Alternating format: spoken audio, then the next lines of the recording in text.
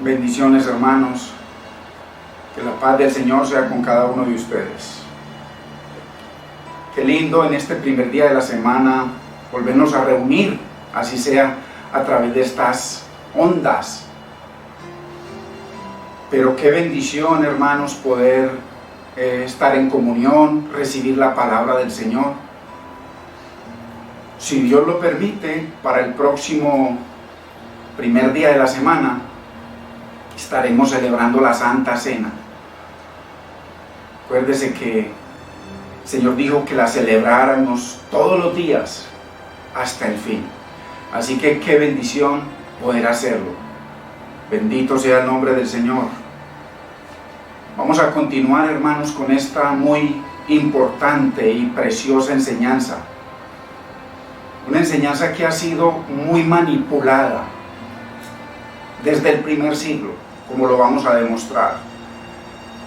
Y que hoy en día y cada vez que pasan los años, cada vez es más manipulada, porque tristemente no depende de lo que dice el Señor, de lo que dice su palabra preciosa y eterna, sino de lo que dicen los pastores, los profetas, los apóstoles, que hoy en día eso no existe bíblicamente. Entonces, qué importante que en este ministerio, es un ministerio de la palabra, escuela bíblica. Aquí nos dedicamos a estudiar la palabra, pero no solo a estudiarla, a permitir que la palabra de Dios sea la única que traduce la palabra de Dios. Porque después de todo, hermanos, ¿quién escribió la palabra de Dios? ¿Quién la inspiró? Dios. ¿Quién es el intérprete? ¿El pastor? ¿Las escuelas de interpretación? ¿Las universidades? ¿El que lleva 70 años en el ministerio? El intérprete es Dios mismo, el Espíritu Santo, a través de su bendita, preciosa y eterna palabra. Por eso claramente Él dice que Él engrandeció su palabra y su nombre sobre todas las cosas del universo. Es muy importante, hermanos, que en este primer día de la semana vamos a continuar con esta preciosa palabra, y yo creo que vamos a seguir con introducción, porque esto va a ser más profundo de lo que usted se imagina. Tranquilos, que ya usted está enseñado a escuchar palabra. Llevamos años enseñando la palabra, y contextual, y la palabra explicando la palabra. Así que, qué bendición. Señor, te damos gracias y bendecimos tu nombre, Señor. Dios mío, te doy gracias por cada uno de mis hermanos que están en sus casas, Señor, con esta posibilidad de poder recibir tu consejo, tu palabra, Señor, desde sus lugares de descanso. Síguete glorificando, Señor, en la vida de cada uno de ellos. Señor, permite y ayúdanos a que tu palabra corra y sea glorificada. Tu palabra, Señor, en la vida de cada uno de ellos y en la mía propia, Señor. Te presentamos este primer día de la semana, Señor, en que nos volvemos a reunir, Señor, y glorifícate, Espíritu Santo de Dios, Maestro. Tú eres quien enseña. Yo solo comparto, Señor. Ayuda a mis hermanos para que seas tú, Señor, traduciéndoles lo que yo estoy compartiendo, Señor, limitadamente como soy. Glorifícate y trae entendimiento a sus vidas, y que sean recibiendo de ti, no de mí, Señor. En el nombre de Cristo Jesús te damos gracias, Señor. Gracias, Espíritu Santo, precioso Maestro. Amén. Gloria a Dios, hermanos. Vayamos al libro de Segunda de Tesalonicenses, capítulo 2 y verso 1. Es muy importante que entendamos el contexto. Nos vamos a centrar mucho en el contexto de lo que enseña el Señor. Contexto, no en lo que dice literalmente la palabra. Porque a veces, acuérdese que la Biblia está escrita en muchas formas y hay muchas figuras literarias. Entonces, esas figuras literarias las debe traducir la misma Biblia en muchos otros versículos de la Biblia. Así que leemos en el nombre del Padre, de nuestro amado Señor y Salvador Jesucristo y de su Santo Espíritu. Pero con respecto a la venida de nuestro Señor Jesucristo y nuestra reunión con Él, os rogamos, hermanos, que no os dejéis mover fácilmente de vuestro modo de pensar, ni os conturbéis ni por espíritu, ni por palabra, ni por carta, como si fuera nuestra. O sea, no es de los apóstoles, en el sentido de que el día del Señor está cerca. Nadie os engañe en ninguna manera. Ojo, nadie. Porque no vendrá el Señor, ni el día del Señor, sin que antes venga la apostasía y se manifieste el hombre de pecado, el hijo de perdición, el cual se opone y se levanta contra todo lo que se llama Dios o es objeto de culto, tanto que se sienta en el templo de Dios, como si fuera Dios, haciéndose pasar por Dios, o sea, con la autoridad de Dios. ¿No os acordáis? Haced memoria que cuando yo todavía estaba con vosotros os decía esto, y ahora vosotros sabéis, ustedes saben quién es, sabéis lo que lo detiene, a fin de que a su debido tiempo se manifieste. Ojo, tiempo, a su debido tiempo se manifieste.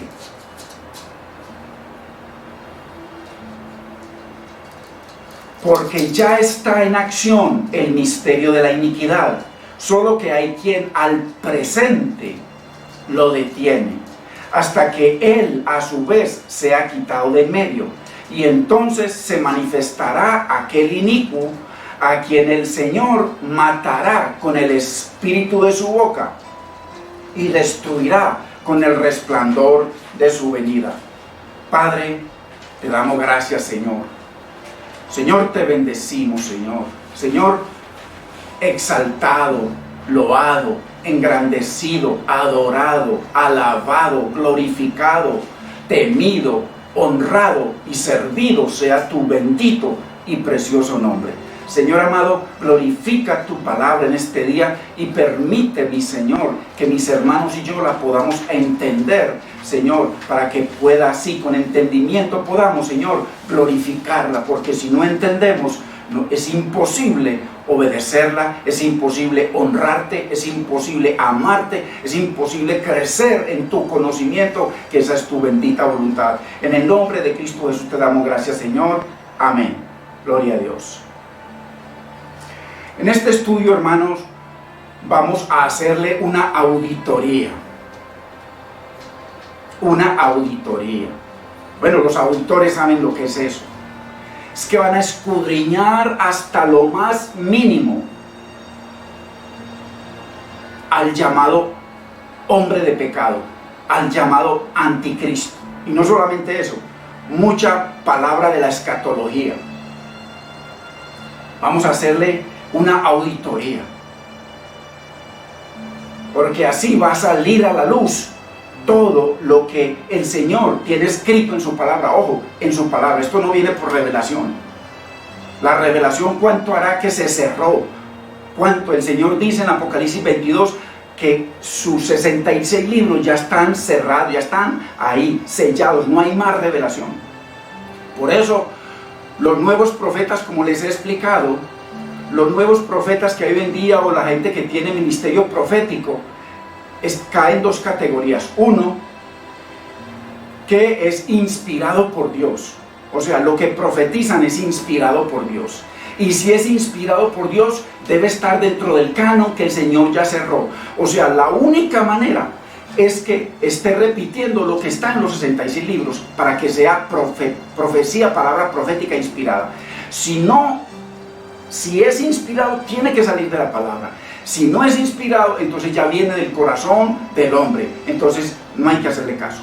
Ahora, hay una palabra de conocimiento, que eso es diferente a la palabra profética. A mí hace muchísimos años me dieron una palabra de conocimiento, en donde me describieron mi vida futura y lo que iba a suceder con mi vida, y se cumplió al pie de la letra. Palabra de conocimiento.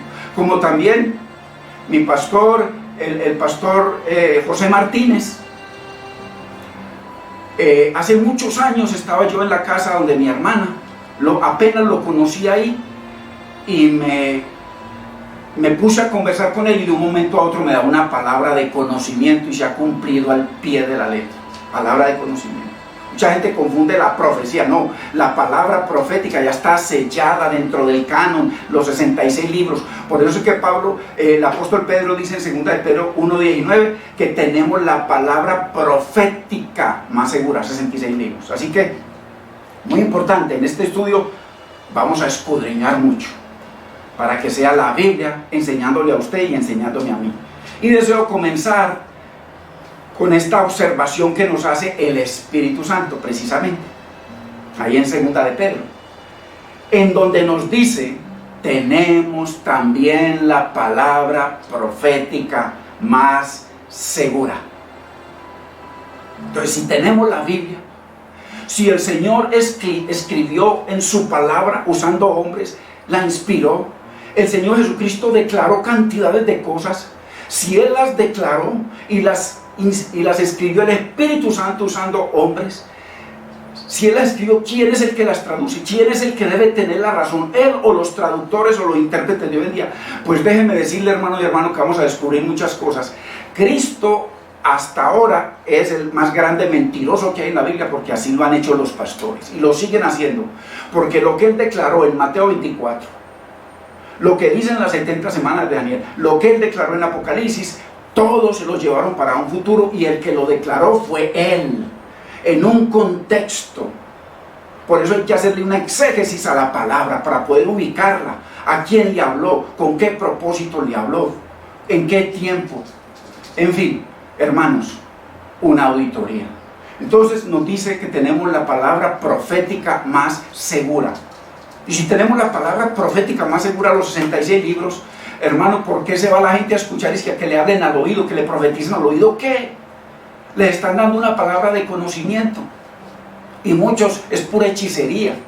Pero palabra profética es la que está escrita y sellada por el Señor. Inclusive Él maldice a todo aquel que le agregue o le quite. O sea que si hoy en día viene alguien y profetiza y dice que es del Señor, le está agregando a la palabra de Dios. Hay una maldición para esa persona. Ojo. O si no, le hace Apocalipsis 22. Deuteronomio creo que es 2:4 o 4:2. En fin, en muchas partes lo dice el Señor, de que no le agreguemos y le quitemos, y cuánto más cuando ya el canon bíblico fue completado. Entonces, si tenemos la palabra profética más segura, ¿por qué estamos buscando lo que traduce aquel pastor o aquel otro pastor o aquella escuela bíblica? Hermanos, con razón hay 7 raptos, pretribulación, o sea que la iglesia se va antes de que venga Cristo, en la mitad de la tribulación, en la mitad de los 3 años y medio, post-tribulación al final, o sea que la iglesia pasa por la tribulación, premilenialismo, en fin, hermano, y no hay sino uno, bíblicamente, el que declara Pablo, no hay sino uno, para que vea la falsedad. Y hay unas iglesias que creen en el pre, otros que creen en el medio, otros que creen en el de arriba, otros que, cada uno, hermano. Nosotros, al estar en la unidad del Espíritu, significa que debemos estar en la unidad de la palabra, y el que traduce la palabra no es ningún pastor, es el Espíritu Santo. O sea que si usted quiere entender algo de la palabra, tiene que ir a que la palabra se lo explique. Si no lo hace, está buscando interpretaciones privadas de hombre.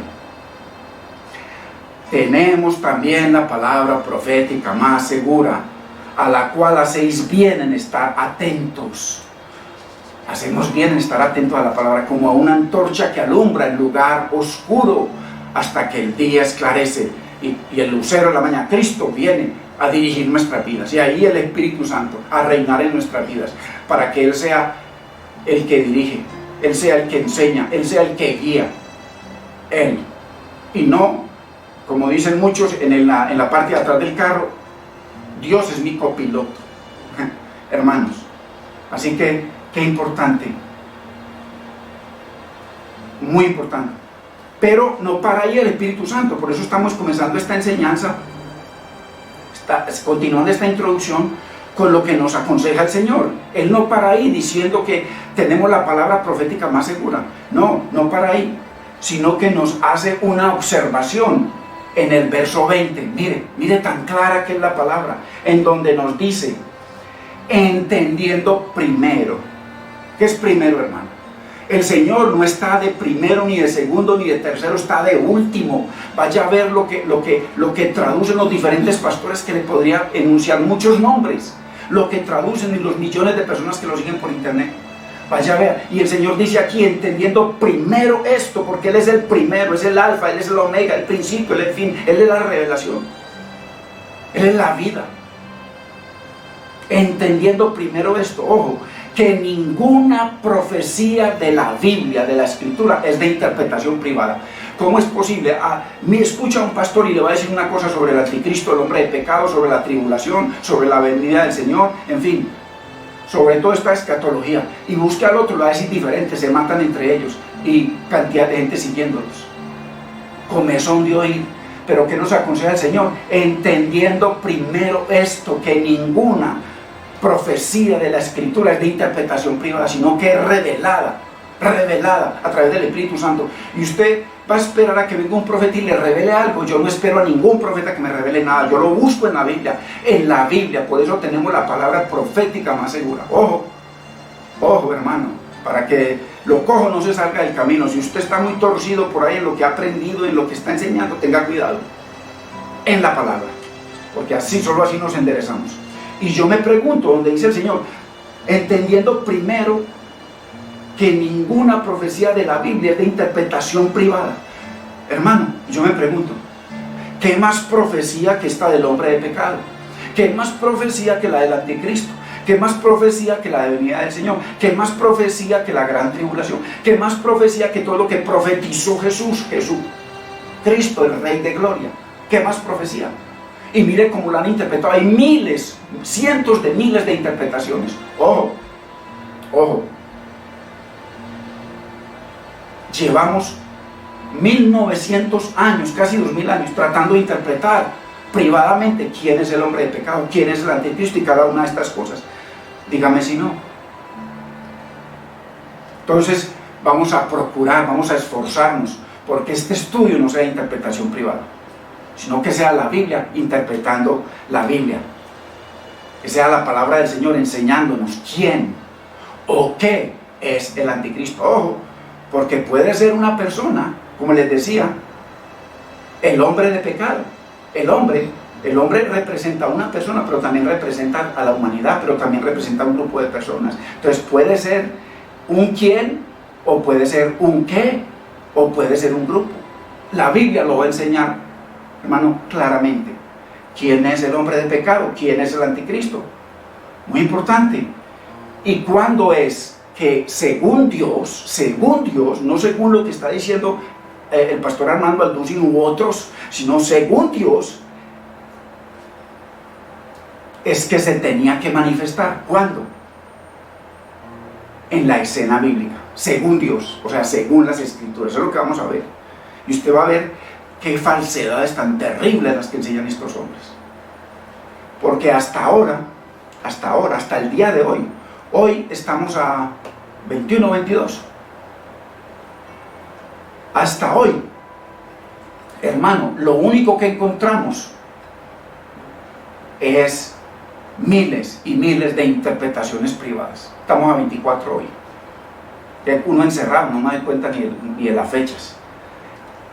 Hasta el día de hoy lo único que hay son interpretaciones privadas. Métase a YouTube para que encuentre miles, cientos de miles. Imagínese, desde el primer siglo, 21 siglos, interpretando.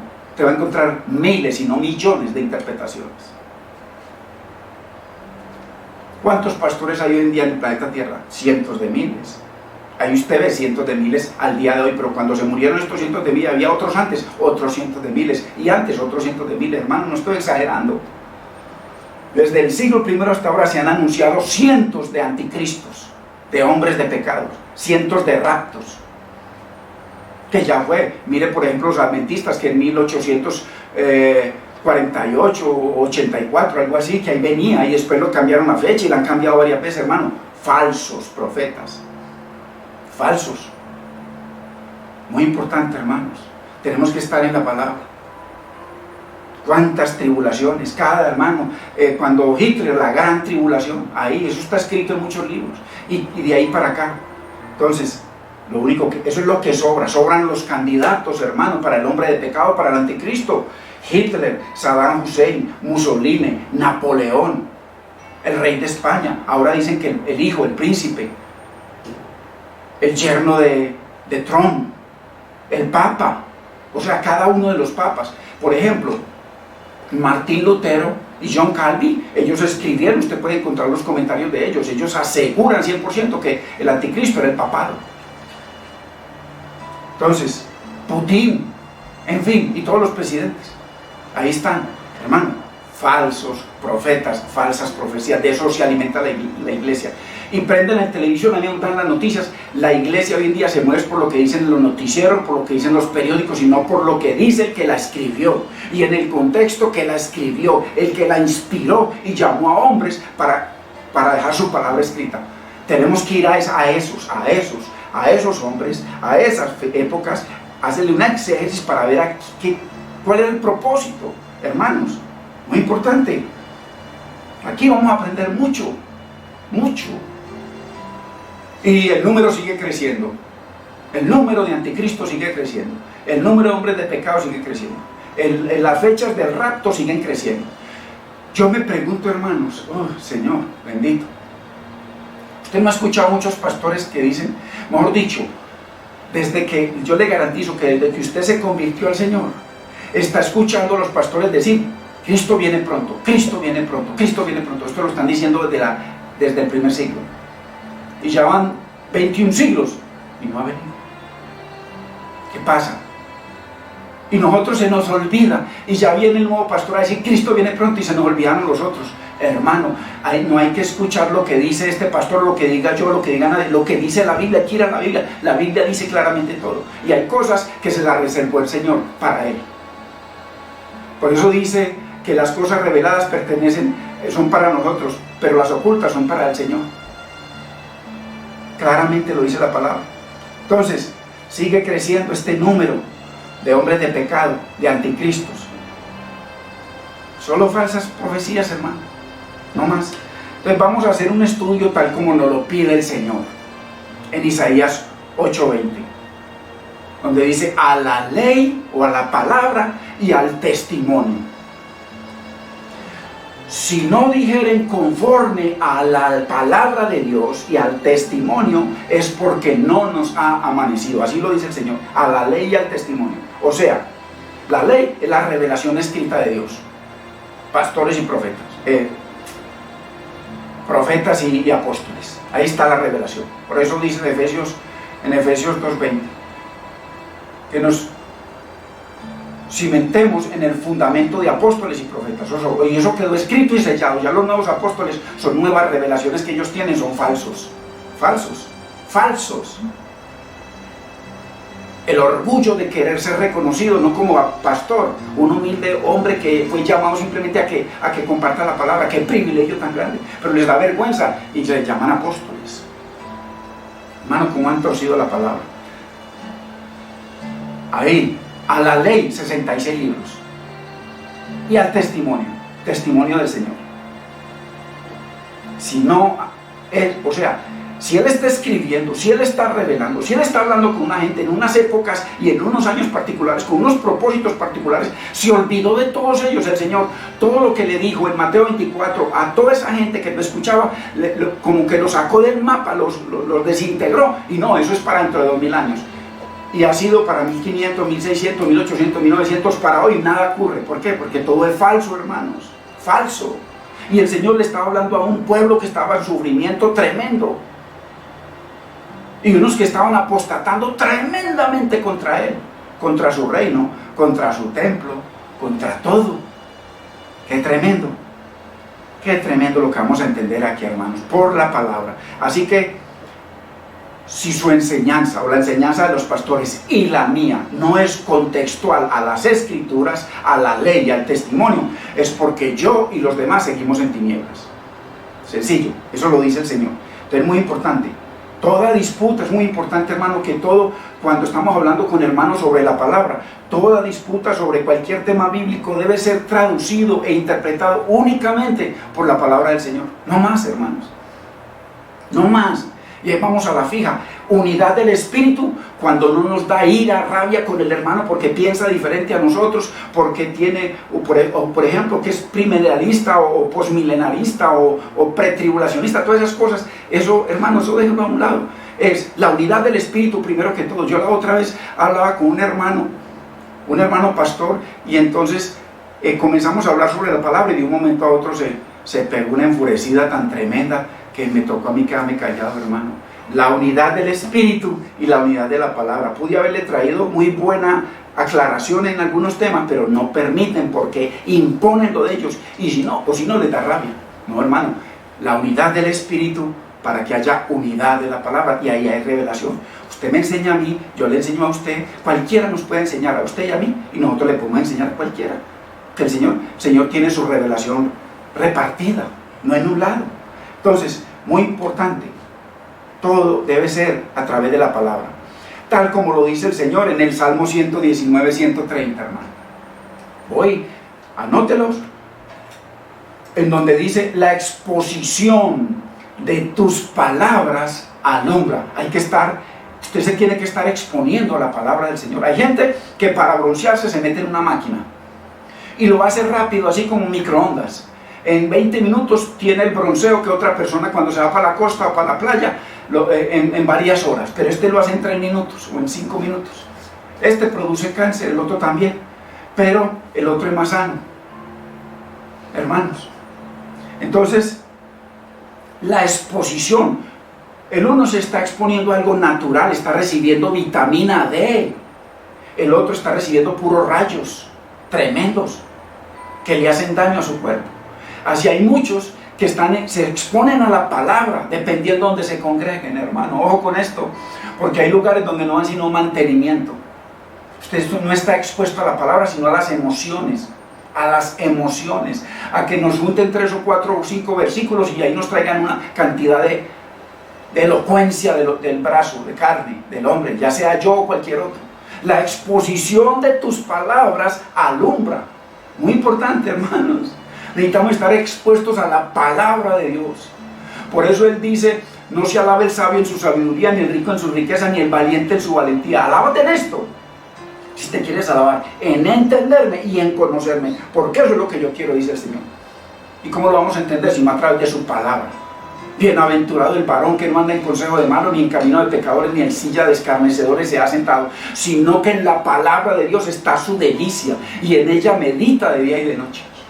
Por eso le dijo el Señor, cuando murió Moisés, le dice a Josué: esfuérzate y sé muy valiente para guardar de hacer todo conforme te lo dejó mi siervo Moisés. No te apartes ni a la derecha ni a la izquierda, porque entonces todo te saldrá bien, hermano, y serás prosperado en tu camino.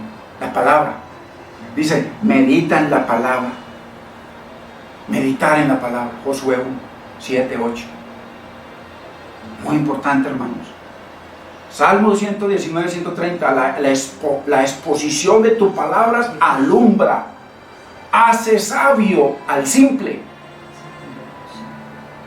Hermano, necesitamos ser simples y exponernos a la palabra para que Dios nos enseñe, porque cuando somos muy orgullositos no hay nada, no hay revelación, no hay entendimiento, y nos toca estarle copiando al uno al otro y multiplicando la falsa palabra, la falsa profecía. Ojo, la exposición de tus palabras alumbra, hace sabio al humilde. Entonces, pero con respecto al anticristo, al hombre de pecado, lo único que no hay es luz, hermanos. No hay luz. No hay luz. Miren toda la cantidad de anticristos que han levantado hoy, hombres de pecado y de todo. Y menos entendimiento. ¿Por qué?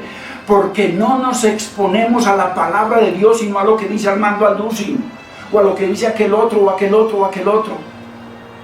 Dios tenga misericordia de ellos, Dios tenga misericordia de mí. Estoy hablando de predicadores, pero estoy hablando de lo que enseñan, no contra ellos. Dios los guarde.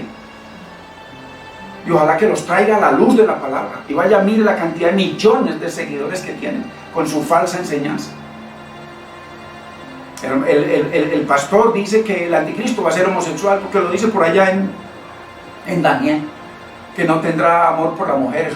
Hermano, que hay que ir a la Biblia.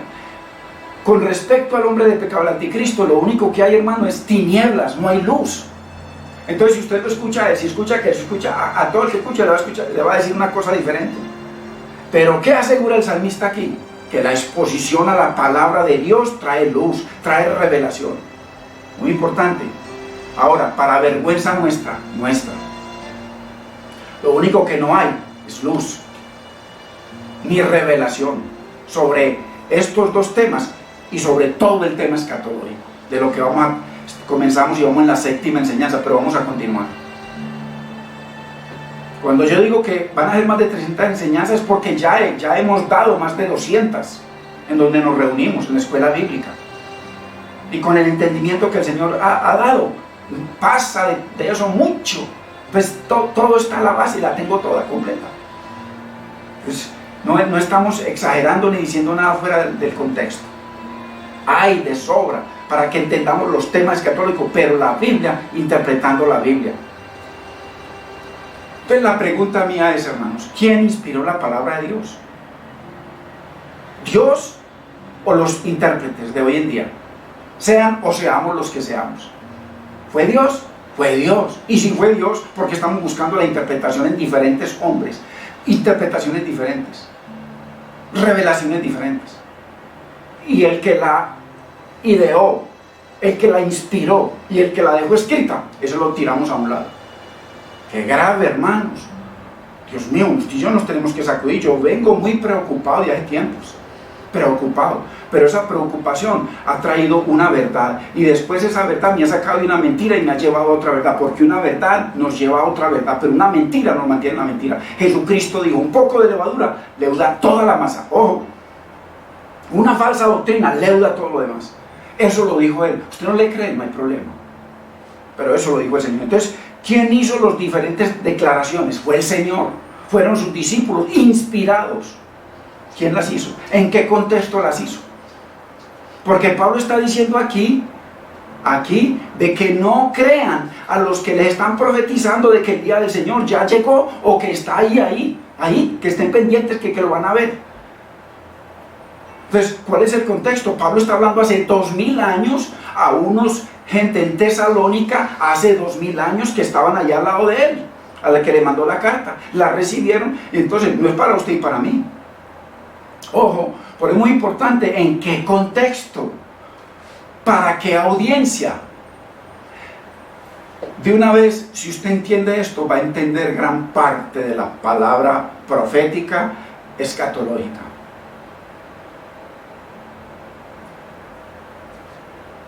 El Señor habló en contexto. Toda la palabra es contextual. Contextual. Entonces hay que encontrar el contexto. Por eso es que existe la exégesis bíblica, para ir y mirar cuál era el momento político, el momento en la religión, cómo estaba el pueblo, en qué situaciones estaban de guerra. Los escritores de la época, ¿a quiénes les habló?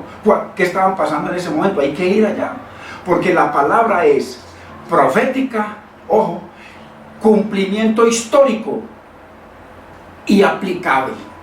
Para nosotros esa aplicación no es histórica, y eso es lo que vamos a demostrar por la Biblia. O sea, la Biblia lo va a mostrar. Para usted y para mí es aplicación, no histórica, pero hay un cumplimiento histórico. Porque de una vez le digo, si el Señor le dice al Padre, Padre, ojo, yo, el Cristo, le dijo, yo, el que me despojé, el que estaba contigo y que nunca me había separado de ti, el que me enviaste a la tierra con unos propósitos, yo, tu Hijo, al que tú le dijiste cuando Juan me bautizó, he ahí mi Hijo amado, en quien tengo complacencia. Y Juan ya lo había declarado cuando lo vio, dijo, he ahí el Cordero de Dios, al cual Pilato declaró puro, limpio, perfecto, justo, delante de la cúpula. Y ese mismo Jesús que vino a unos propósitos que le entregó el Padre, que enseguida lo leemos, viene y le dice, Padre, yo te he glorificado en la tierra. Contexto, no que te voy a glorificar, yo te he glorificado, he acabado. ¿Usted sabe lo que significa acabado, hermano? ¿Sabe qué es eso? Muy importante que lo averigüemos. ¿Qué significa he acabado? La obra que me diste que hiciese. O sea, vamos a revisar cuál fue la obra que le entregó el Padre. Y Cristo declaró en Juan 17:4, he acabado la obra que me diste que hiciese. Ojo, ojo. Entonces por eso le digo que la Biblia es contextual. ¿Quién hizo esas declaraciones? ¿En qué contexto? ¿Para qué audiencia? ¿En qué momento? ¿Para qué tiempo profético? ¿Qué se cumplió y en qué tiempo histórico? Muy importante. Esto es tremendo, hermano, para poder entender. Entonces, la Biblia, la revelación de Dios está ahí. Profética, histórica cumplida y aplicable. No busque por otro lado. Eso lo vamos a mirar. Entonces veamos lo que dice el Señor en Juan 1:11.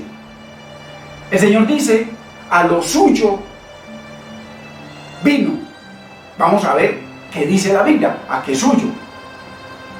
O sea, veamos el propósito de la primera venida del Señor. Y vayamos a Isaías 49 del 1 en adelante. Vamos a leer a lo suyo. Vamos a ver qué es lo suyo. ¿Qué es lo que dice la palabra? Verso 1. Dice, oídme costas y escuchad pueblos lejanos. El Señor me llamó desde el vientre. Desde las entrañas de mi madre tuvo mi nombre en memoria. Él por allá dice en el primer testamento, y este será el nombre con el cual lo llamarán, Yahweh, justicia nuestra. Pues está hablando del renuevo, del hijo de David. Él tuvo mi nombre en memoria. Y cuando dice, desde el vientre de mi madre, se cumple cuando el Señor dice, cuando Él viene, por supuesto que Zacarías lo declara que Él es el Hijo y que Él es el Rey, y que Él es el que iba a libertar a Israel y que iba a traer luz a las naciones. Ojo, ojo, parte de esos propósitos. Pero en Hebreos capítulo 10, verso 5, él dice, y de ahí en adelante, sacrificio y ofrenda por el pecado no quisiste, mas me preparaste cuerpo. Ahí está, en el vientre mío, está hablando del Mesías. Ojo, aquí no está hablando de Israel, de ningún pueblo ni de ninguna persona, del Mesías. Del Mesías. Verso 2, y puso mi boca como espada aguda. Cuando Él vino, era su espada que sale, y en Apocalipsis dice que de su boca sale una espada de 2 filos. Y en Hebreos también habla de la palabra, que es como una espada de 2 filos que penetra hasta partir el alma y el espíritu, las coyunturas. Espada. Entonces, puso mi espada aguda, me cubrió con la sombra de su mano, o sea, la diestra de Dios, y me puso por saeta bruñida, me guardó en su aljaba, todo el tiempo, y me dijo, mire qué importante en el verso 3, cómo Él llamó a Jesucristo, al Mesías, a Yeshua HaMashiach, cómo lo llamó, mire aquí, y me dijo, mi siervo eres, oh Israel. O sea, el Señor llamó a Jesucristo Israel porque el Señor ya había llamado a un Israel, a un Jacob, cuando peleó con el ángel. Dice que peleó con el ángel y venció. Dice, o sea, peleó con los hombres y peleó con el ángel y venció. Venció al ángel y venció a los hombres. ¿Cómo venció al ángel? Dice que peleó con el ángel y venció. Lo dice Oseas 12:3. Oseas 12:3. Dice que ahí explica cómo fue que peleó. Dice que lloró, que clamó, que se humilló ante el Señor. El ángel con el que peleaba, que no era otro que Yeshua HaMashiach. Ahí, y peleó con los hombres cuando le tocó, después de que peleó con el Señor y lo venció como llorando, clamándole, pidiendo misericordia. Ahí lo dice Oseas 12:3. ¿Y cómo peleó con los hombres? Cuando se tenía que encontrar con su hermano Esaú, que lo iba a matar. Y él le dice al Señor que Esaú le venía a matar a él y a toda su herencia, a sus hijos. Y con él, al morir él, moría entonces la venida del Mesías, porque ahí a través de Judá era que venía el Mesías. ¿Y cómo fue que peleó y luchó y venció a su hermano Esaú? Dice ahí mismo, que lo venció, se postró 7 veces cuando vino su hermano, dice que se postró 7 veces, una humillación perfecta ante su hermano y ante el Señor, ante los hombres y ante Dios. Y ahí fue llamado, Dios le cambió el nombre y lo llamó príncipe. Entonces aquí el Señor viene y llama a otro Israel, a ese le cambió el nombre y lo puso Israel. Y todo lo que pasó es Israel, todo. Vino Cristo y lo hizo, y donde ese Israel de la tierra, Jacob, que le cambió el nombre, no glorificó al Señor, pecó. Este otro Israel glorificó siempre a Dios y glorificó siempre la palabra. Hay una enseñanza para que la escuche, ahí está en el internet. Busque Yeshua, el nuevo Israel de Dios, ahí la va a ver. Son 2 enseñanzas para que usted entienda paso por paso, verso por verso, porque el nuevo Israel es Yeshua. Y aquí lo declara en Isaías, Dios lo declara Israel, porque es que hay un viejo Israel y hay un nuevo Israel. Hay un viejo templo, un nuevo templo, la iglesia. Hay unos viejos sacrificios, matar animales, hay un nuevo sacrificio. Nuestra vida, como dice Romanos capítulo 12, verso 1. Os ruego por la misericordia de Dios que presentéis vuestra vida en sacrificio vivo, santo, agradable, el nuevo sacrificio. Nuestra vida, agradable al Señor. Hay un viejo sumo sacerdote arónico, hay un nuevo sumo sacerdote. Hay un viejo sacerdocio levítico, hay un nuevo sacerdocio, la iglesia. 1 de Pedro 9. Hay una vieja nación y hay una nueva nación. Hay una vieja Jerusalén y hay una nueva Jerusalén, una Jerusalén celestial. Ojo, y hay muchas nuevas más. Entonces hay que entender la palabra. Aquí el Señor, el Padre lo llama Israel a Yeshua, a Mashiach, a Jesús, a Jesucristo, al Mesías. Y me dijo, mi siervo eres, oh Israel, porque en ti me gloriaré. En ese que declaró, tengo complacencia.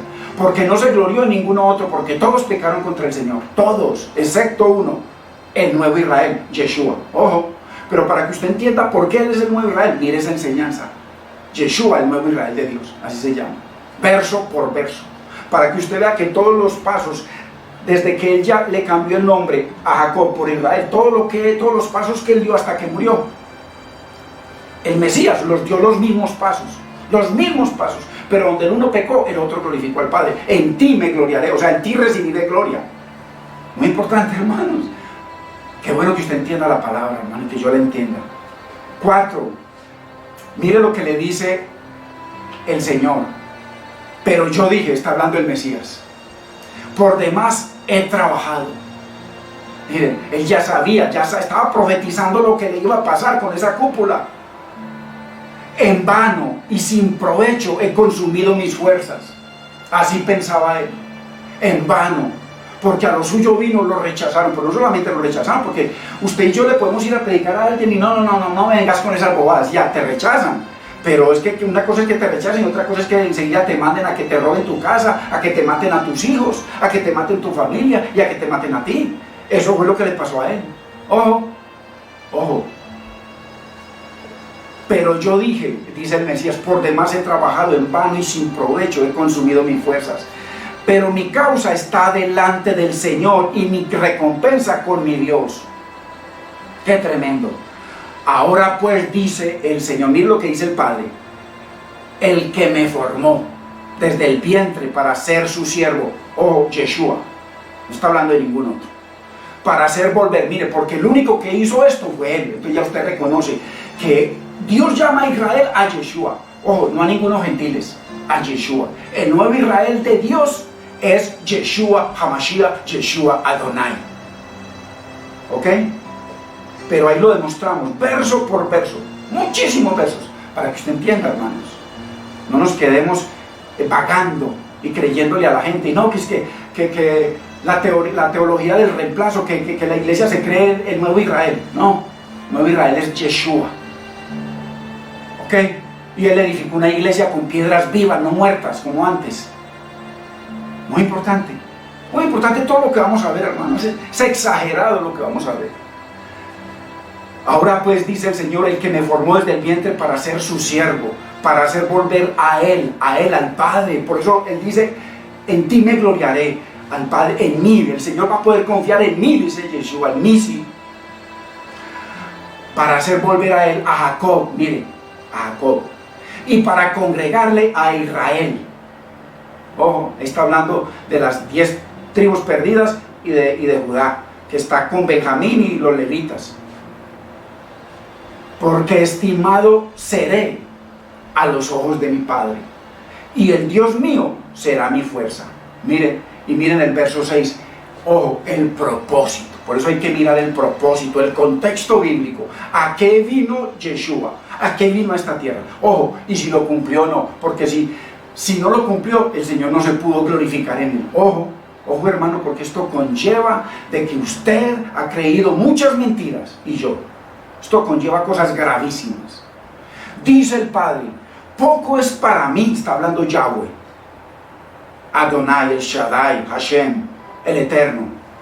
Poco es para mí que tú seas mi siervo, ojo, para levantar las tribus de Jacob, ojo, y para restaurar el remanente de Israel. Las tribus de Jacob, ahí están, las perdidas, y el remanente de Judá, ahí está, remanente, que era un puñado.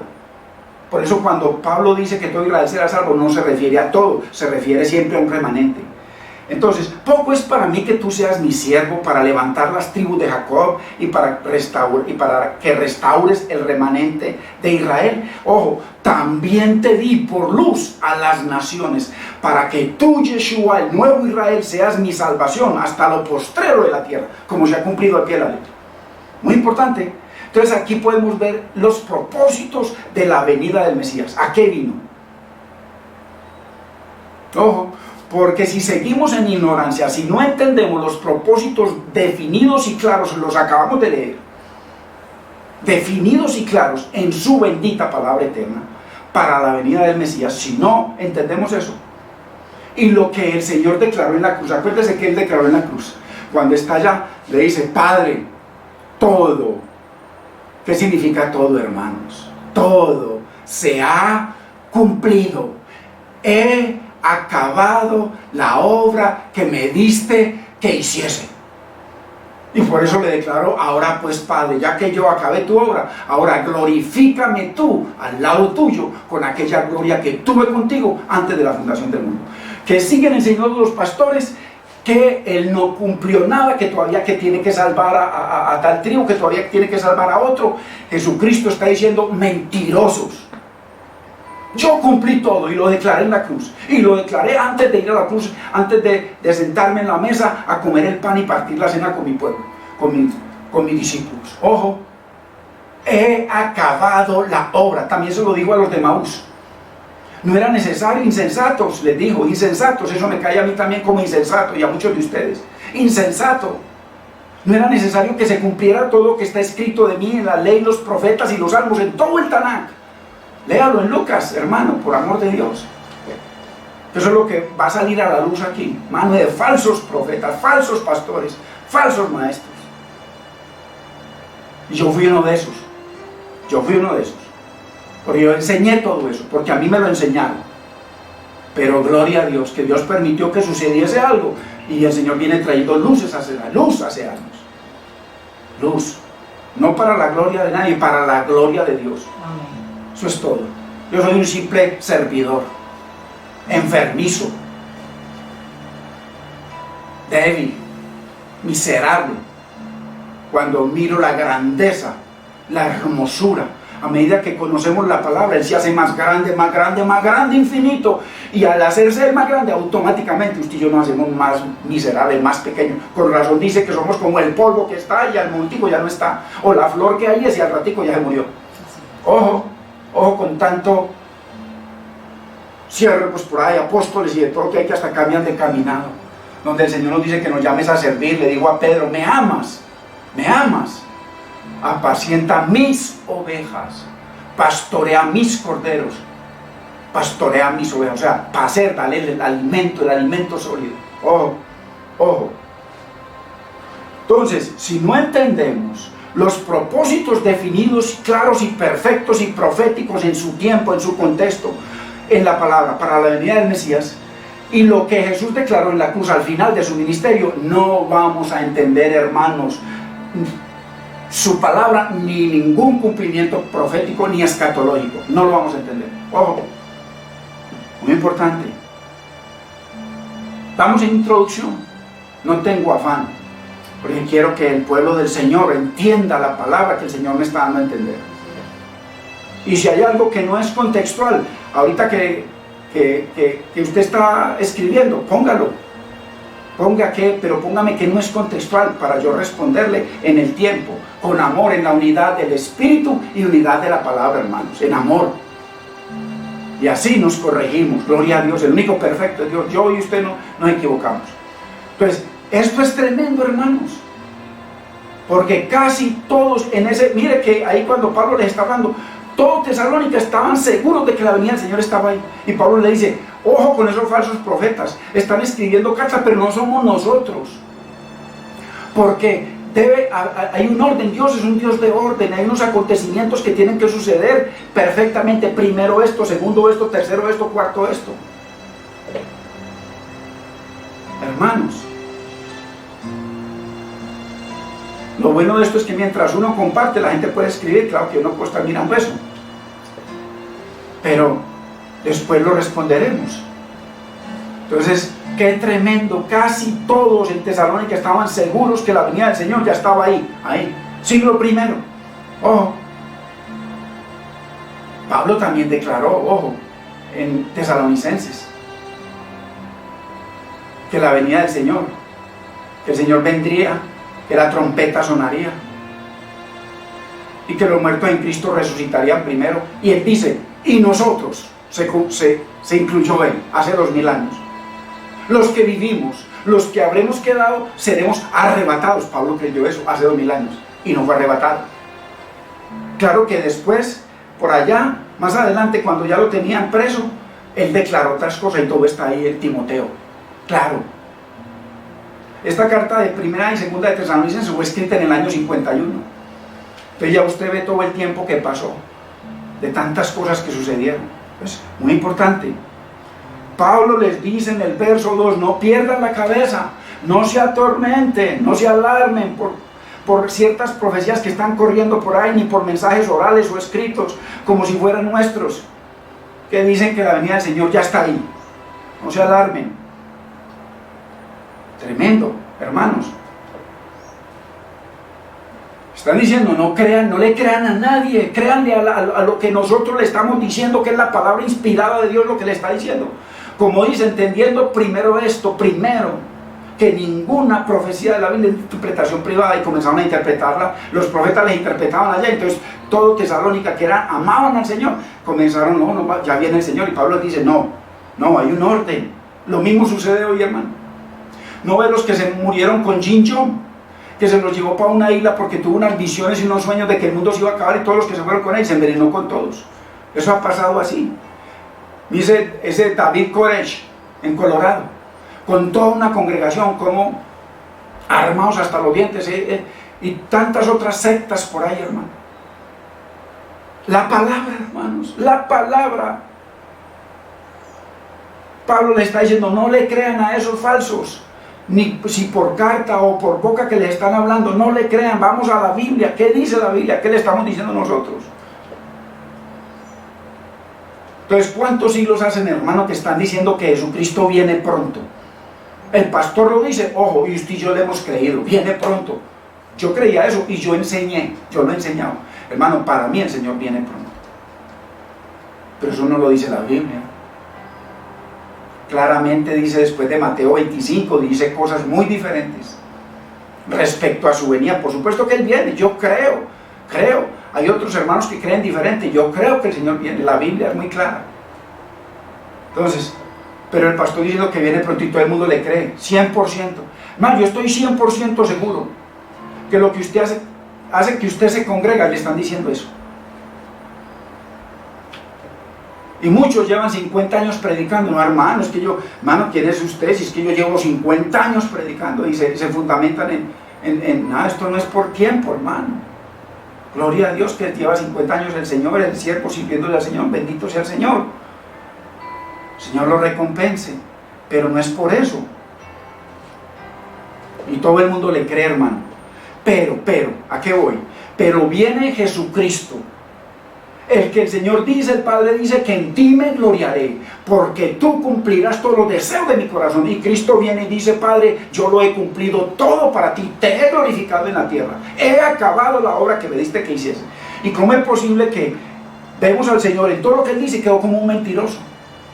Hay hombres que fueron de Dios y dicen, sacan libros en Inglaterra, no me acuerdo el nombre en este momento de uno de ellos, dice las razones por qué no creo en Jesucristo. Y las razones que da está en Mateo 24, porque Él declaró en Mateo 24 que todos esos juicios de todo lo que le hicieron a Él, todo lo que le hicieron a sus profetas, todo lo que le hicieron a sus discípulos, todo lo que le hicieron, dice, Él declaró juicio sobre esa generación y no se cumplió hasta el día de hoy. Siguen enseñando a los pastores que eso no se ha cumplido, que eso es para el futuro. No creo en ese mentiroso, así lo dice el libro.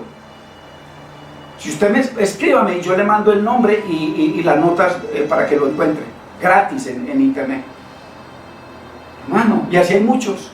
¿Por qué? Porque hicieron. Entonces el pastor dice, el Señor viene pronto, y lo están diciendo, mire, desde ahí el año 51 que lo escribió Pablo, que ya está ahí, y siguen diciendo, viene pronto, y nada.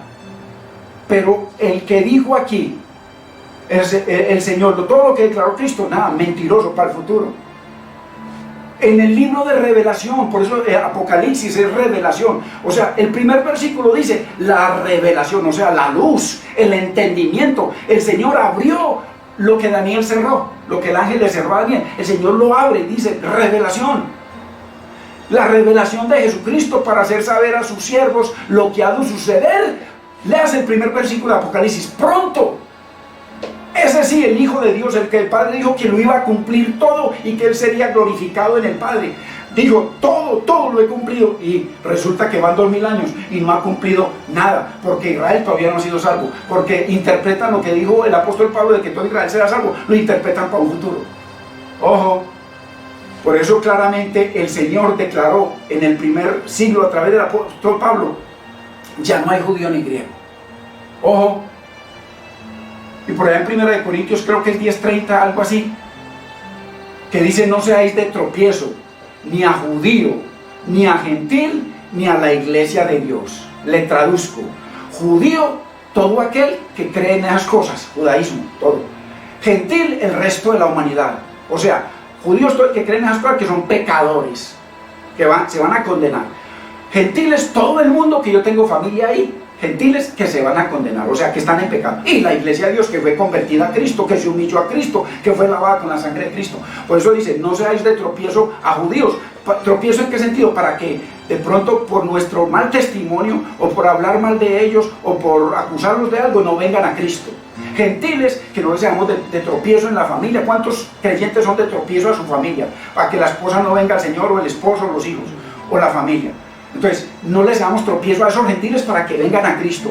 Y ni a la iglesia de Dios, quiere decir que no caigan de la gracia de Dios, los que están en la iglesia. ¿Cuántos hermanos han sido de tropiezos para hermanos que se congregan con ellos? Eso es lo que está traduciendo. Porque en el mundo solamente hay 3 pueblos, 3. Judíos, pecadores que se tienen que arrepentir, que tienen que humillarse a los pies de Cristo. Gentiles, pecadores que se tienen que arrepentir, que tienen que humillarse a los pies de Cristo. Y la iglesia del Señor, que ya ha sido humillada y que está siendo lavada por la sangre de Cristo cada día. Oh, esos son los 3 tipos. El resto, entonces, hoy en día no que Israel, no, Israel son pecadores que se tienen que arrepentir. El resto de los países, pecadores que se tienen que arrepentir. Ah, y el que es mesiánico, que ya se arrepintió, bueno, ya ese es del pueblo de Dios. Esas son las 3 categorías. Fácil, para niños, hermano. Pero el Señor Jesucristo, en su revelación a Juan, le asegura 11 veces, es necesario. En el primer versículo dice, la revelación de Jesucristo que Dios le dio para revelarle a sus siervos las cosas que han de suceder pronto. Hermano, y dijo 11 veces en Apocalipsis, pronto, y no se cumplió nada. Entonces, todo lo que está diciendo el Señor al Padre, no se cumplió. Ojo, te he glorificado en la tierra. Léase de nuevo 1000 veces Isaías 49, 1 al 6, para que vean los propósitos del Señor nuevamente. Y Él viene y dice que Él lo cumplió toda la perfección, y lo asegura Pablo, Pedro y otros apóstoles. Ojo, que eso es lo que vamos a ver. Eso está dentro de las más de 300 enseñanzas que vamos a ver, verso por verso. Vamos a ver cientos y cientos de versículos contextuales. No voy a explicar yo nada, es la Biblia explicándolo todo. Entonces, viene el pastor, dice ahora que Cristo viene pronto. Mire, el coronavirus, ya es que lo encontraron en la Biblia. Hermanos, que es que Estados Unidos, en la profecía, Estados Unidos no existe, ni ningún país existe ninguna profecía. El Señor vino a hacer una obra preciosa y la Biblia es toda contextual, profética, histórica y aplicada. Ojo, entonces muy importante, que Dios no está esperando que nadie haga nada por Él. El Cristo, Él dijo, Él me gloriará. Ojo, hermanos, claro que no se preocupe, esto va a ser muy bien explicado todo. Apenas estamos en introducción. Entonces, y viene el Señor y declara 11 veces en Apocalipsis que es necesario que esto suceda pronto, y nadie le creyó. Lo hemos hecho un mentiroso hasta el día de hoy. Viene y dice en Mateo 24 las cosas que sucedieron contextualmente en un tiempo real, en un espacio real, en un tiempo profético, cumpliéndose todas las profecías, como Él le aseguró a los dos de Maús. Una gente que estaba sufriendo tremendas tribulaciones y persecuciones y muerte en ese tiempo. Todo eso contextual, y se los llevaron para el día de hoy. Y es que vas a parar por la gran tribulación. No, el Señor le está declarando eso a un pueblo y les dicen las parábolas. Mateo 21, 22, léaselas, hermanos, por amor de Dios, para que aprendamos. Mateo 21, 22 y 23. En donde termina Mateo 23 dándoles 7 ayes, el juicio perfecto de Dios a una generación. Ojo, entonces, muy importante, porque estamos viendo esto profético del anticristo, del hombre de pecado. Qué tremendo, hermanos. Entonces, lo que Pablo les está diciendo es que no le crean a nadie, sino a lo que dice la Biblia. De eso trata esta palabra hoy, para poder ir acomodando las piedras y poder recibir la palabra y poder que la entendamos. Según Pablo, esa apostasía traería a una persona o una entidad, ojo, con tal maldad que hasta actuaría como si fuera Dios. Ojo, y se sentaría en la autoridad de Dios. Ojo. Cuando yo digo ojo, es porque hay tremenda revelación, que la vamos a ver, que hay que entender. Así que dice que se opone y se levanta contra Dios. Hermano, y yo me pregunto, ¿qué podrá ser tan grande que se levante contra Dios? Donde dice la Biblia, luchará el hombre contra Dios y vencerá. Y habla de las inmensidades de lo que es el Señor. Y habla de lo que el Señor le hizo a Satanás cuando Él vino. Y habla de cómo lo expuso a los ojos de todo el mundo y a los ojos del resto de ángeles caídos. Lo avergonzó, es una vergüenza. En Hebreos 2:14, creo que es, dice que él participó de carne y sangre como el resto de la humanidad, para destruir por medio de su cuerpo, de su crucificado, al que tenía el imperio de la muerte. Y dice, esto es al diablo. Ojo, hace 2000 años, no ahora, hace 2000 años. Entonces, ¿quién será ese hombre de pecado? ¿Quién será ese anticristo? Etcétera, etcétera. Hermano, la Biblia lo va a mostrar. Y que actúa con poder y autoridad como si fuera Dios, y sentado sobre el templo de Dios. Cuando Pablo escribió esto, el templo de Dios todavía estaba, porque eso fue en el año 51. El templo todavía estaba de pie, pero en ese momento había ya 2 templos, porque el Señor ya había declarado ese templo vuestra casa. Ojo, pero Él había llamado a otra gente el pueblo, o sea, el templo del Dios vivo. Había 2 templos, había 2 reinos, había 2 sacerdocios, había 2 sumos sacerdotes. Todo doble a partir de Yeshua, lo que profetizó el mismo Jacob cuando está bendiciendo a Judá, su hijo, que le dice en el capítulo 49, verso 10, que Israel y Judá, ellos mantendrían el poder, la autoridad, el trono, el reino, hasta que viniera Silo, el Mesías, el nuevo Israel. Y dice, y cuando Él venga, a Él, ya no allá. Por eso le digo a la mujer samaritana, ya nunca más, le digo a la hermano, ¿usted ha leído eso? Juan 4, 21 en adelante.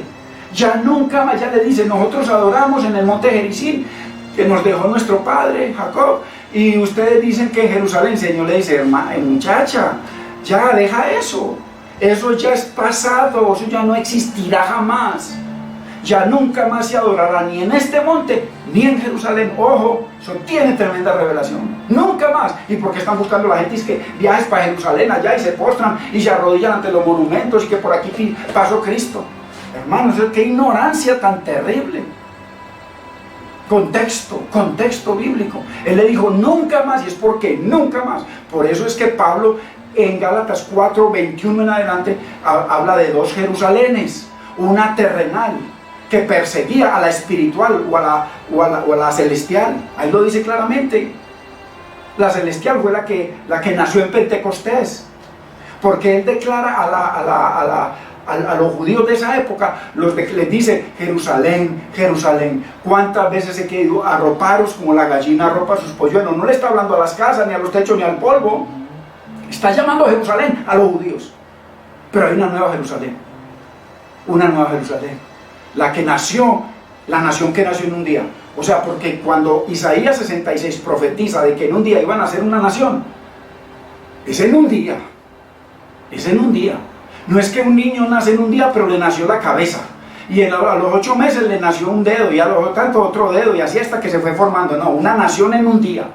La única nación que fue constituida, ojo, con su constitución, con leyes, decretos, preceptos, estatutos, mandamientos, templo, sacerdocio, sumo sacerdocio, con todo la constitución, nació en un día, en Pentecostés. Los otros en un proceso de muchos años. Oh, hermanos, la Biblia, por amor de Dios, tendamos la palabra del Señor para que toda esa cosa quede atrás. El propósito es que aprendamos para poder, que cuando veamos estas enseñanzas tan profundas que vienen, usted pueda entender, hermano, porque si no miramos todas estas cositas, vamos a seguir con la mente en otras cosas. Ahora, si usted tiene algo que escribir, por favor escríbalo. Ojo, en la unidad del Espíritu, para que haya unidad de la palabra. Entonces, tremendo. Así que hay una secuencia de eventos para la aparición del hombre de pecado y su destrucción en el día del Señor. Hombre de pecado, que algunos llaman que es Satanás, otros llaman que es el anticristo, en fin, cuerno pequeño, tantos cuernos, que los hermanos me mantienen hablando de cuernos. Con razón la gente se le quedó eso en la mente, con razón tantos matrimonios destruidos. ¿De qué época habla Pablo? ¿A qué gente se refiere? Contexto. ¿A qué tipo de apostasía se refiere? Porque hay muchas apostasías, hermanos. ¿De cuál templo habla Pablo? ¿De cuál? ¿Del futuro que piensan auspiciado por casi todos los pastores del planeta Tierra? Negando lo que Cristo hizo y esperando todavía es que todo lo que Cristo declaró, que es un mentiroso, donde Él declara: te he glorificado en la tierra, he acabado, he finalizado, no tengo que hacer nada más, todo lo hice perfecto. Ojo, por amor de Dios, quítese, desenamórese de ese pedazo de carne. Muchos enamorados del pastor y siguen con sus falsas doctrinas, enamorados de una congregación. Ojo, nuestro matrimonio es con el Señor. Él dice que os he desposado, decía Pablo, os he desposado con un santo. Hermanos, por amor de Dios, pidámosle perdón a Dios de tanta ignorancia que hay en nuestra vida religiosa. La gente se congrega es para que le den religiones, amén, emociones, y no crecen. Hermano, por amor de Dios, cuántas veces lo he mencionado. Usted se mete al SENA, que es un lugar en donde le enseñan carreras medias a la gente, y apenas entra no sabe nada. A los 3 meses ya sabe un poco, a los 6 meses ya tiene tremendo talento, termina a los 3 años, hermano, tremenda persona ya técnica para ir a cualquier trabajo. En la universidad, tremendos profesionales en 5 años, 2 años más, y tremendo máster, hermano, y que le va a traer bendición a su familia, y todo se va a multiplicar la bendición. Y usted está en la iglesia y lleva 20 años y sabe lo mismo que hace 20 años, de pronto cada vez sabe menos por tanta mentira y por tanto comezón de oír. Ojo, que muchos se congregan es para que entren diezmos y ofrendas y todas las cosas. No le interesa y no la plata. A mí no me interesa nada de eso. Gloria a Dios que Dios ha bendecido mucho mi vida y mi familia. Y en su misericordia nos tiene sirviéndole, solo por misericordia. Y sostenidos por misericordia solamente. Así que, qué importante, hermanos, que meditemos en esta palabra. Esto es para meditar. Para meditar. Porque hemos hecho a Cristo mentiroso. Revise esta enseñanza y vaya y revise la palabra. Mateo 24, él dice, les aseguro, de cierto, o sea, les aseguro, está hablando el Dios eterno que no miente. Les aseguro, de cierto os digo que todo esto vendrá sobre esta, y lo señaló. Inclusive en Mateo 21 dice esa cúpula que ellos reconocieron que él estaba hablando, cuando le estaba hablando de la viña, que él les había arrendado una viña y puesto bonita, en fin, y que se fue y que después vino por los frutos. Y dice que mandó sus trabajadores, los mataron a todos, mandó sus profetas, los mataron a todos, mandó sus discípulos, los mataron a todos. Dice, voy a enviar a mi hijo, quizá respeten a mi hijo, y también lo mataron.